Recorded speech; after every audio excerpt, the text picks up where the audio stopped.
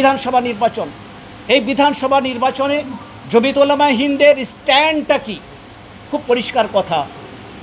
জমিয়ত উলামায়ে হিন্দের হাত খুব পরিষ্কার। এই হাতে রক্তের ছাপ নেই, রক্তের দাগ নেই, কোনো কখনো সাম্প্রদায়িকতাতে সুরসুরি দেয়নি। এই জমিয়ত উলামায়ে হিন্দ নন পলিটিক্যাল ছিল, আছে এবং থাকবে। জমিয়ত উলামায়ে হিন্দের কেন্দ্রীয় নেতৃত্ব তারা আমাদেরকে এই মেসেজ দিয়েছেন যে ভারতবর্ষের সংবিধান আমাদেরকে স্বীকৃতি দিয়েছে, রাইট দিয়েছে, আমরা আমাদের মতদান, আমরা ভোট আমরা প্রয়োগ করব। আমরা যেন কেউ ভোটাধিকার থেকে নিজেরা সরে না দাঁড়ায়। আর এই ভোট দেওয়ার ক্ষেত্রে এক একটা ভোট অতি মূল্যবান, অপাত্রে যেন আমার ভোট না চলে যায়। বিশেষ করে সংখ্যালঘুদের ভোট, মুসলিমদের ভোট ভাগ করার জন্য কিছু এরকম পলিটিক্যাল পার্টির আবির্ভাব হয়েছে, যারা নিজেদেরকে সেকুলার বলছেন।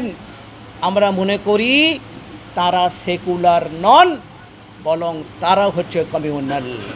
কারণ নাম তাদের ভোটের, তাদের পার্টির এমন ইত্তেহাদুল মুসলিমিন, মুসলিমদেরকে নিয়ে ইত্তেহাদ করে তাদের নামে ভোট তারা চাইছেন, মসজিদের নামে, মন্দিরের নামে বিভাজন তৈরি করে। সুতরাং আমরা এর বিপক্ষে। আমরা চাইব যে সাম্প্রদায়িক শক্তিকে পরাস্ত করতে পারে এমন সেকুলার পার্টি যে ক্ষমতা রাখে পরাস্ত করার, তাকে বিপুল ভোটে আমরা জয়ী করি। আমি নাম ধরে কোনো সেকুলার পার্টির নাম করতে পারছি না, কারণ আমি কোনো পলিটিক্যাল পার্টির লিডার, ক্যাডারও নই আর বোরকারও নই। যেখানে যে সেকুলার পার্টি বেশি শক্তিশালী, সেগুলো আমাদের জানা কোন কোন পার্টি আছে।